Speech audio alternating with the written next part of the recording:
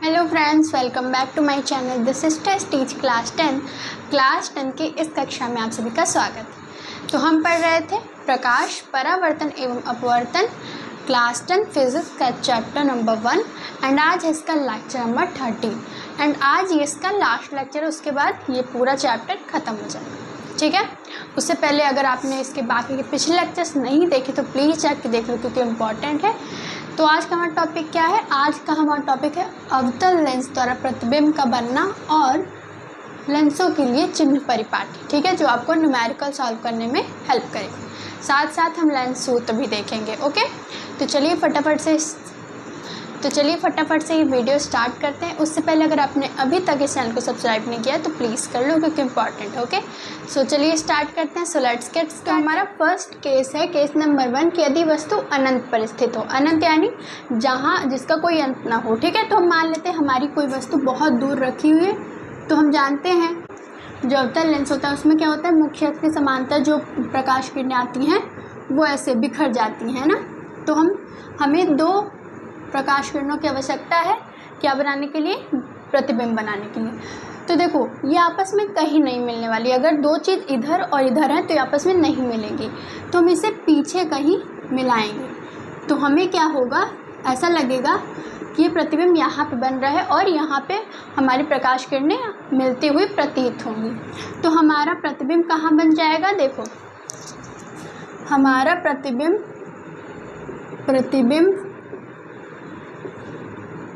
F2 focus पर बनेगा, ठीक है। और देखो ये बहुत बिंदु आकार का बनेगा तो अत्यंत सूक्ष्म बनेगा। और चीज़ें क्या है? और है कि हम ऐसा आभास कर रहे हैं कि ये रेखाएं आपस में मिल रही हैं, यानी प्रकाश किरणें आपस में मिल रही हैं, इसलिए हम कह देंगे कि ये आभासी बनेगा। ओके, अब है हमारा लास्ट केस नंबर 2। देखो ये जो अवतल लेंस है इसमें सिर्फ 2 ही केस बनते हैं, ठीक है।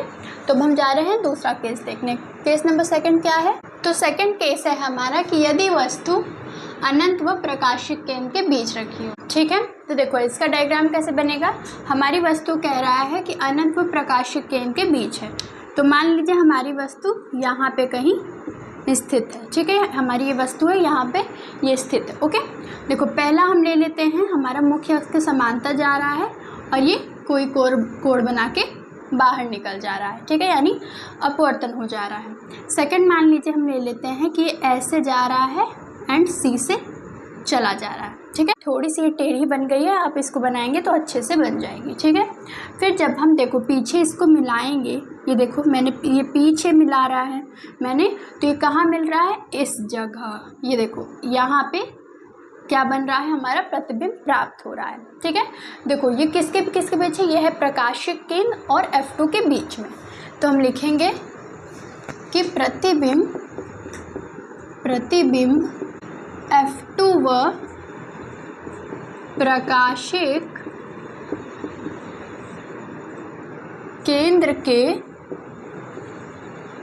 यानी C के बीच प्राप्त होगा, ठीक है। कैसा प्राप्त होगा? वस्तु से छोटा प्राप्त होगा, ठीक है।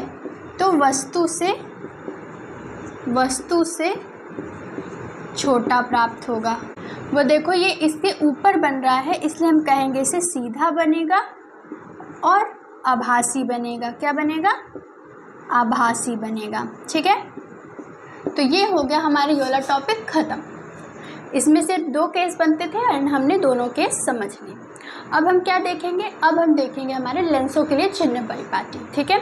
चलिए देखते हैं। उससे पहले ये जो आपकी स्लाइड है वो आपको कहाँ मिलेगी? टेलीग्राम चैनल पे, ठीक है। वहाँ आपको जाना है एंड ये स्लाइड आपको ले लेनी है। ओके, ठीक है। तो हमारा जल्दी से फटाफट टेलीग्राम चैनल ज्वाइन कर लो। तो चलो अब इसे इरेज करते हैं, हम देखते हैं लेंसों के लिए चिन्ह परिपाटी, ठीक है। तो चलिए पढ़ना स्टार्ट करते हैं चिन्ह परिपाटी। चिन्ह परिपाटी पढ़ने से पहले मैं बता दूं कि इसका उद्देश्य सिर्फ ये रहता है कि इसका न्यूमेरिकल्स में काम आता है, ठीक है।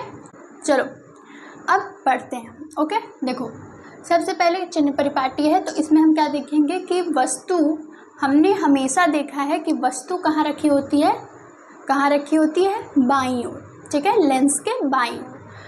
तो हम क्या लिखेंगे कि वस्तु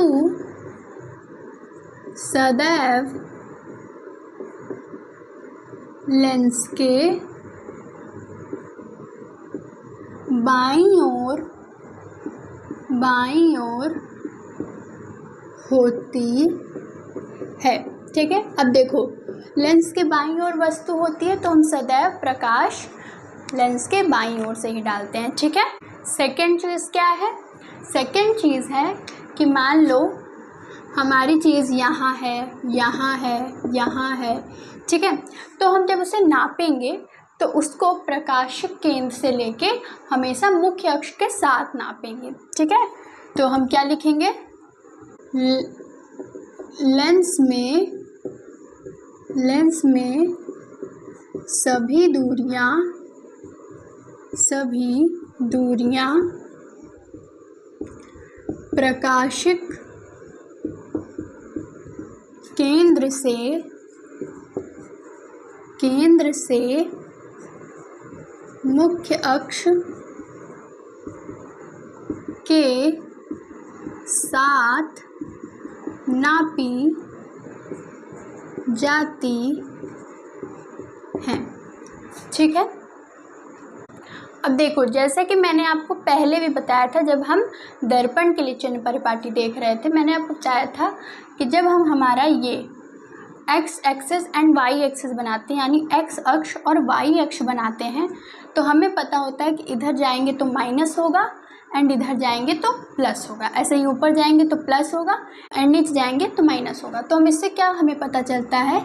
इससे हमें पता चलता है कि आपतित किरण की दिशा, यानी जहाँ से हम सदैव बाईं ओर से प्रकाश डालते हैं, इसका मतलब कि आपतित किरण की दिशा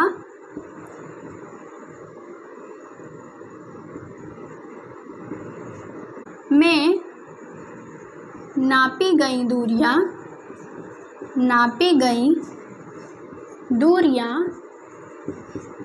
सदैव ऋणात्मक होती है, क्योंकि इधर होती है, तो इधर हम जाएंगे तो हमें निगेटिव मिलेगा। ठीक है, सदैव ऋणात्मक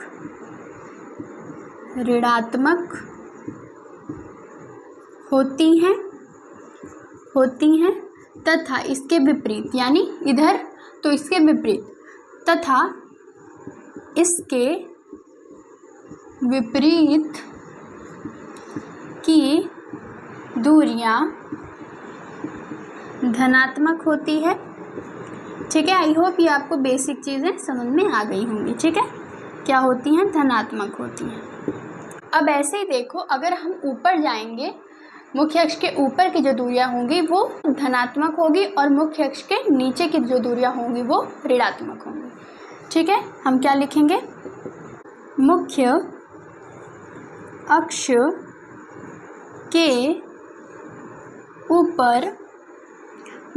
के ऊपर वस्तु या प्रतिबिंब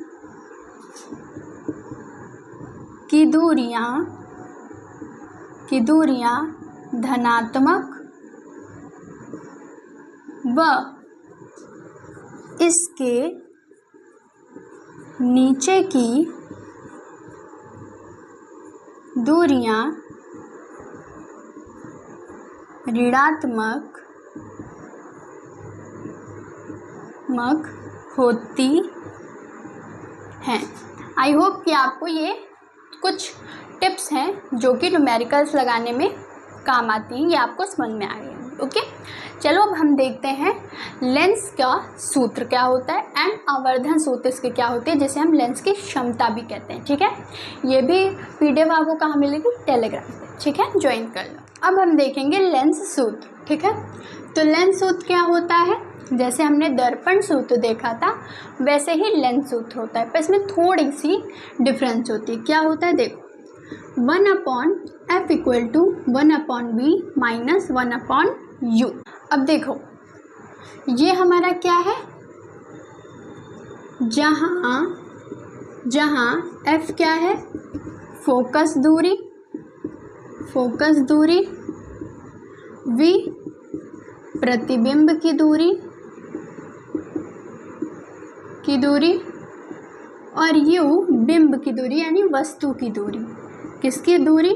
वस्तु की दूरी। अब देखो यहाँ थोड़ी सी बच्चों को प्रॉब्लम होती है। क्या होती है? हम जानते हैं कि जो हमारा दर्पण सूत्र होता है वो 1/f = 1/v + 1/u। कभी कभी बच्चे इसे ऐसे लिख देते हैं 1/f = 1/u + 1/v, ऐसे भी लिख देते हैं। तो इसमें ये बदलाव चलता है, पर जो हमारा ये होता है यानी हमारा लेंस सूत्र जो होता है इसमें ये बदलाव नहीं चलता। अगर आप इसे ऐसे उल्टा करके 1/f = 1/u - 1/v लिख देते हैं तो ये गलत हो जाएगा। क्यों गलत हो जाएगा? क्योंकि अगर इस वाले में हम 5 + 1 जोड़ें तो 6 ही होगा, है ना।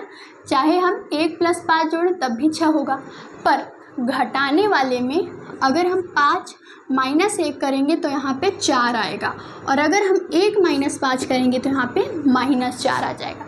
तो हमारे आंसर में फ़र्क आ जाएगा, इसलिए हम कभी भी इसको बदल के नहीं लिखेंगे। ओके, आई होप आपको मेरी बात ही अच्छे से समझ में आ गई होगी। ठीक है, अब हम देखते हैं लेंस की आवर्धनता या फिर लेंस की क्षमता। इसे हम लेंस की क्षमता भी कहते हैं। लेंस की क्षमता का फॉर्मूला होता है, क्या होता है? बिल्कुल वही जो दर्पण की क्षमता का होता है। आवर्धन इक्वल प्रतिबिंब की लंबाई या चौड़ाई या ऊंचाई, ठीक है, अपॉन में वस्तु की लंबाई या चौड़ाई या ऊंचाई। ठीक है, शॉर्ट में कैसे लिखेंगे हम इसे? m = I/O या फिर m = v/u। ओके, या फिर आप इसे m = h'/h भी लिख सकते हैं। ठीक है, ऊपर वाले किसकी होती है? ऊपर वाली होती है हमारे प्रतिबिंब की, अपॉन में बटे में जिसकी होती है नीचे वाली, ये होती है वस्तु की लंबाई की। अच्छा, अब देखो कई बच्चे कंफ्यूज होते हैं कि इसका मात्रक भी होता है क्या? तो इसका मात्रक नहीं होता। पूछो कैसे? देखो ऐसे कि देखो प्रतिबिंब की लंबाई हम मान लो सेंटीमीटर या मीटर में लेंगे, ठीक है, एंड वस्तु की लंबाई भी हम मान लो सेंटीमीटर या मीटर में लेंगे, तो ये आपस में पूरी तरीके से कट जाती हैं। तो जो हमारा मात्रक आता है वो आता है 0, यानी कि कोई मात्रक नहीं होता। ठीक है, आई होप आपको ये वाला वीडियो अच्छा लगा होगा एंड ये लेक्चर अच्छे से समझ आया होगा। अब हम नेक्स्ट लेक्चर से स्टार्ट करेंगे हमारा केमिस्ट्री का chapter number 2 acid base and salt. ठीक है, तो चलिए मिलते हैं आपसे नेक्स्ट लेक्चर में। तब तक के लिए bye bye, thank you. Notes आपको कहाँ मिलेंगे? टेलीग्राम चैनल पे, तो फटाफट से जाके ज्वाइन कर लो। वीडियो अच्छा लगे तो प्लीज़ लाइक करना, चैनल को सब्सक्राइब करना एंड वीडियो को शेयर करना। So thank you.